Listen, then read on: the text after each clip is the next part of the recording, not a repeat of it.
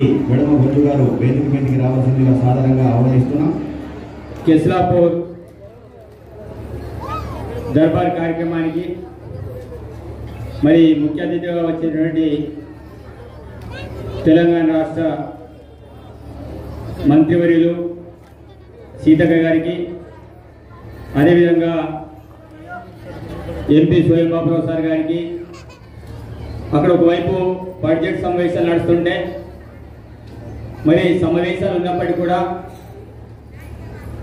మరి ప్రత్యేకించి మా కోసం సమయం వేధించి మరి గౌరవ మంత్రివర్యులు మా ప్రాంతంలో రావడం, ముఖ్యంగా సీతక్క గారికి హృదయపూర్వకంగా ధన్యవాదాలు తెలియజేస్తున్నాక.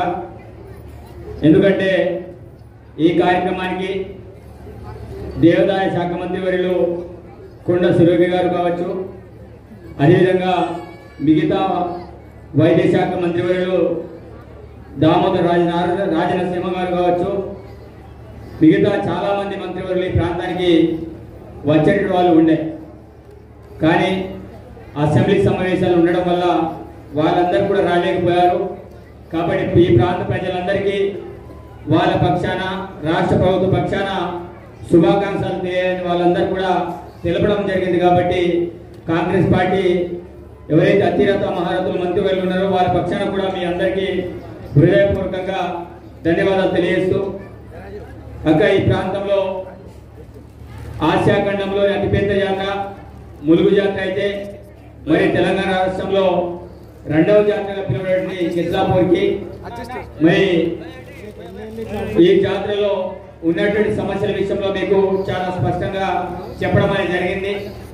మరి ఈ ప్రాంతానికి మరి గతంలో నాగేశ్వర ఉన్నప్పుడు కావచ్చు, గతంలో కావచ్చు కొన్ని అభివృద్ధి పనులు చేశారు.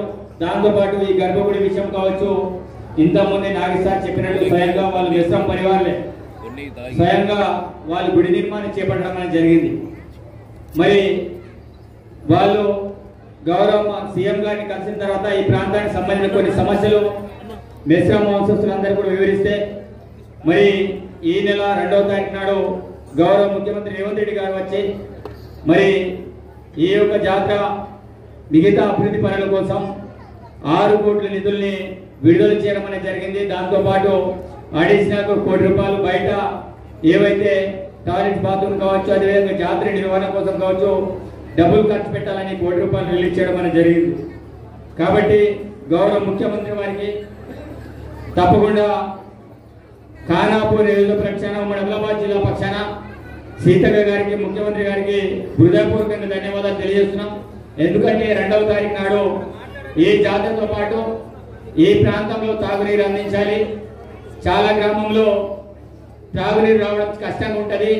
మరి చాలా గుట్టల ప్రాంతంలో కావచ్చు, మైదాన ప్రాంతంలో కావచ్చు, చాలా ప్రాంతాల్లో మిషన్ పైల ద్వారా నీరు రావడం లేదని పూసిమెట్ క్యాంపులో దానికి సంబంధించి 60 కోట్లను నిధులు మంజూరు చేయడం అనేది జరిగింది.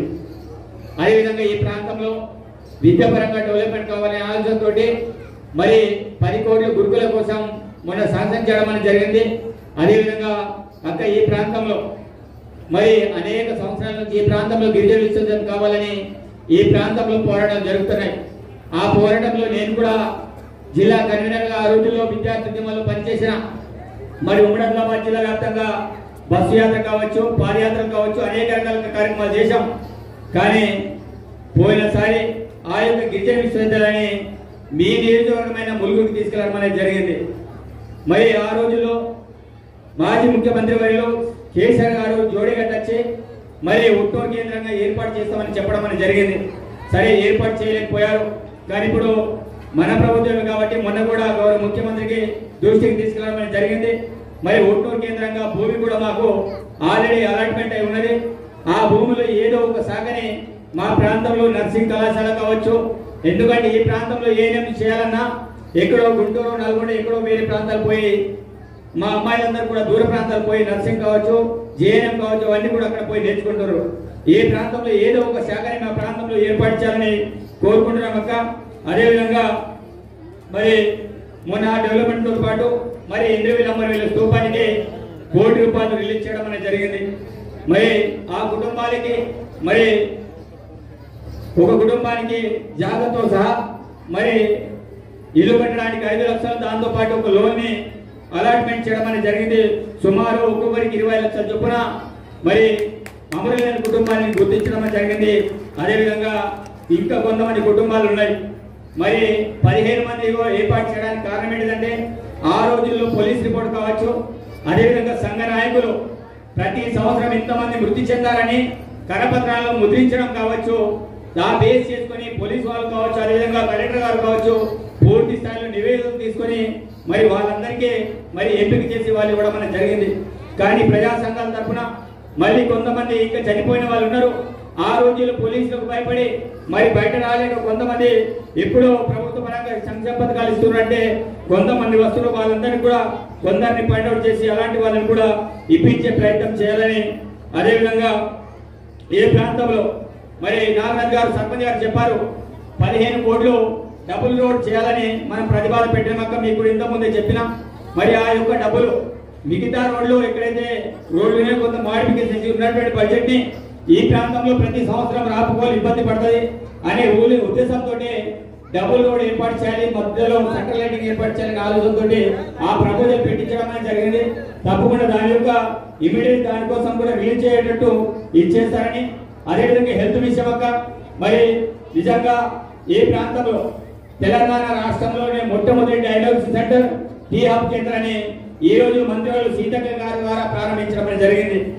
ఆ విషయంలో గౌరవ వైద్య శాఖ మంత్రివర్యులు దామోదర రాజనరసింహ గారు, అదేవిధంగా కమిషనర్ ఆర్వి కర్ణన్ గారు మరి నేను పోయిన వెంటనే సార్ మరి మా ప్రాంతంలో ఉట్టూరు కేంద్రంగా టీ హబ్ ఏర్పాటు చేశారు, దాన్ని ప్రారంభించడం కాలేదు, మరి దాన్ని ఇమీడియట్ ప్రారంభించాలంటే ఉటీనా తప్పకుండా జాతర కంప్లీట్ అయ్యే లోపే మీ దర్బార్ రోజే తప్పకుండా దాన్ని ఇనాగ్రేషన్ అయ్యే విధంగా నేను చర్య తీసుకుని ఆర్వి కర్ణన్ గారు మరి ప్రత్యేకించి చొరవ తీసుకొని మరి దానికి సంబంధించిన పరికరాలు పంపించడం జరిగింది. నిజంగా వైద్య శాఖ మంత్రివర్యులకు అదేవిధంగా కర్ణన్ సార్ గారికి అదేవిధంగా సీతక్క గారు చెప్పగానే వాళ్ళతో కోఆర్డినేషన్ చేసుకొని ఇమీడియట్ ఈ రోజు దానికి ఇనాగ్రేషన్ చేయడం అనేది జరిగింది. వారందరికీ కూడా హృదయపూర్వకంగా ధన్యవాదాలు తెలియజేస్తున్నాను. ఎందుకంటే ఉట్టూరు కేంద్రంగా ఏ చిన్న టెస్ట్ చేసినా దాన్ని జిల్లా కేంద్రంలో పరీక్ష చేయడానికి రక్త నమూనాలను పంపించిన పరిస్థితి. కానీ ఇప్పుడు ఎవరు కూడా అక్కడ జిల్లా కేంద్రానికి వెళ్లాల్సిన అవసరం లేదు. 60 రకాల టెస్టులు ఈ రోజు కేవలం ఉట్టూరు టీ హబ్ లో చేయడం అనేది జరుగుతుంది. కాబట్టి దాంతో పాటు ఆదిలాబాద్ సూపర్ స్పెషాలిటీ ఆసుపత్రి నిర్మించారు, దాని గతంలో ప్రభుత్వం స్టాఫ్ ని నియమించలేకపోయింది. ఆ విషయంలో కూడా తప్పకుండా ఇమీడియట్ చేయాలి. అదేవిధంగా ప్రధానమైన సమస్యలు ఏ ప్రాంతంలో మరి పోడు భూముల సమస్యతో పాటు అదేవిధంగా భారీ సమస్య ఇక్కడ డిఓ గారు కూడా ఉన్నారు. కాబట్టి సార్ నేను కోరుకునేది ఒకటే, ఈ ప్రాంతంలో వాయిపేట రోడ్ కావచ్చు, అల్లంపల్లి రోడ్ కావచ్చు, అదేవిధంగా నర్సాపూర్లో గొట్టిపడకు వెళ్ళే దారి కావచ్చు, చిన్న చిన్న రినివల్ రోడ్లలో కూడా ఇబ్బంది పడుతున్నాం. కాబట్టి ఆ విషయంలో మీరు కొంత చొరవ తీసుకొని ఇమీడియట్లీ రోడ్లను వేసేటట్టు ప్రయత్నం చేస్తారని గౌరవ డిఓపి గారికి కూడా నేను విజ్ఞప్తి చేస్తున్నాను సార్. ఎందుకంటే మా ప్రాంతంలో నిధులన్నీ కూడా శాంక్షన్ అయినప్పటికీ కూడా ఏ ప్రాంతం కూడా అవన్నీ కూడా ల్యాబ్స్ అయ్యేటువంటి పరిస్థితి. మరి అనేక సందర్భాల్లో గతంలో టెంకాయలు కొట్టి వదిలేశారు. మరి సీతక్క గారు మొన్న చెప్పగానే మరి కలెక్టర్ గారు కూడా అప్రూవల్ చేసి మరి నా మండలాలకు సంబంధించిన ఇంటర్వ్యూలు ఉట్టూరు కావచ్చు, అదే సిరికొండ సగం మండలాలకి 8 కోట్లు శాంక్షన్ చేయడం జరిగింది. మీ అందరికీ హృదయపూర్వకంగా ధన్యవాదాలు తెలియజేస్తున్నాం. తప్పకుండా సీసీ రోడ్లతో పాటు ఈ ప్రాంతంలో ఇరిగేషన్ ప్రాజెక్టులు ఉన్నాయి, మరి చిక్మన్ ప్రాజెక్ట్ కావచ్చు, అదేవిధంగా చిన్న చిన్న ప్రాజెక్టులు ఉన్నాయి, చెక్ డ్యామ్లు ఉన్నాయి. అవన్నీ కూడా త్వరలోనే మరి పూర్తి అయ్యే విధంగా మరి మేము చొరవ తీసుకోవాలని కోరుకుంటున్నాం. అదేవిధంగా ఇంకేమున్నా మా ప్రాంతంలో సంబంధించిన ప్రభుత్వ సంఘం ముఖ్యంగా హెల్త్, ఎడ్యుకేషన్, అగ్రికల్చర్ ఈ 3 అంశాల మీద మరి మా ప్రాంతానికి మీరు ఇన్ఛార్జ్ మంత్రి వర్యులు రావడం కూడా మేము అదృష్టంగా భావిస్తున్నాం. తప్పకుండా దాంతో పాటు ఉమ్మడి ఆదిలాబాద్ జిల్లా, వెనుకబడిన జిల్లా, ఈ ప్రాంతానికి అనేక సందర్భాలు అనేక మంది ముఖ్యమంత్రులు మాట్లాడుతూ పోయారు, కానీ ఈ ప్రాంతాన్ని పూర్తి స్థాయిలో విస్మరించారు. మరి గౌరవ ముఖ్యమంత్రి రేవంత్ రెడ్డి గారు మా ప్రాంతాన్ని మరి ఉమ్మడి ఆదిలాబాద్ జిల్లాని దత్త జిల్లాగా తీసుకోవడం నిజంగా ముఖ్యమంత్రి గారికి హృదయపూర్వకంగా ఉమ్మడి ఆదిలాబాద్ జిల్లా పక్షాన ధన్యవాదాలు తెలియజేస్తున్నాం.